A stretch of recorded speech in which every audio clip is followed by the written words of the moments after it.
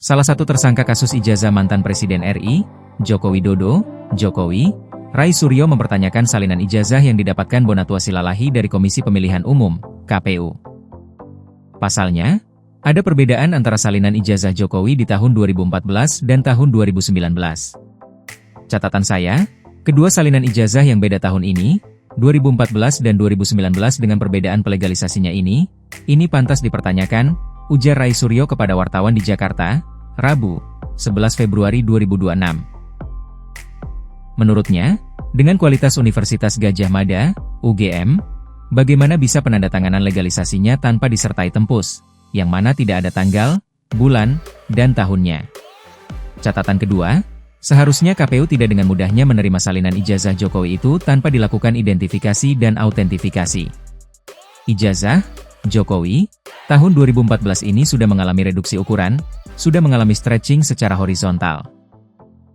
Artinya, ijazah asli UGM itu ukurannya A3 atau lebih besar dari folio atau A4. Ini bukan hanya sekedar dikecilkan, tapi direduksi, tuturnya. Rai pun memberikan catatan pada kepolisian, seharusnya kader PSI, Dian Sandi juga dijadikan sebagai tersangka, bukan sekedar saksi. Pasalnya, postingan Dian Sandi tentang ijazah Jokowi itu menjadi titik awal ijazah Jokowi. Tidak hanya menjadi saksi, tapi menjadikan tersangka saudara Dian Sandi Utama. Postingan dari Dian Sandi Utama itulah yang menjadi kausa prima atau menjadi titik awal dari penelitian kami.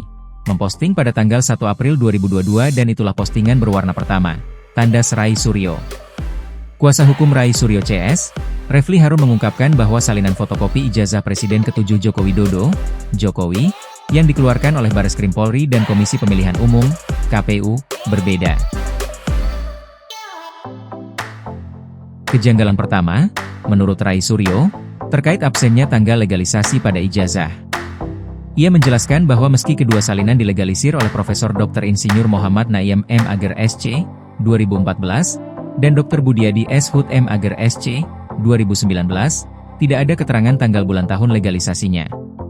Kejanggalan kedua adalah perbedaan format fisik kedua salinan ijazah tersebut, yang menurutnya tidak identik. Rai Suryo mencatat bahwa salinan ijazah tahun 2014 tampak terkompresi secara horizontal sehingga bentuknya cenderung kotak bujur sangkar. Sementara salinan tahun 2019 masih proporsional, persegi panjang, meski berukuran A4 kuarto, lebih kecil dari ukuran lazim ijazah Universitas Gadjah Mada, UGM, yang berukuran A3. Hal ini disampaikan Refli seusai mendampingi mantan Wakapolri Komjen Purnawirawan Oey Groseno memberikan keterangan sebagai ahli meringankan tersangka Rai Suryo, Rismon Hasiholan Sianipar, dan Tifauziah Tiasuma di Polda Metro Jaya, Kamis 12 Februari. Refli memperlihatkan dua salinan fotokopi ijazah Jokowi, baik yang dikeluarkan Direktorat Tindak Pidana Umum Bareskrim Polri saat konferensi pers pada 22 Mei 2025, maupun yang dikantongi pengamat kebijakan publik Bonatua Silalahi dari KPU beberapa waktu lalu.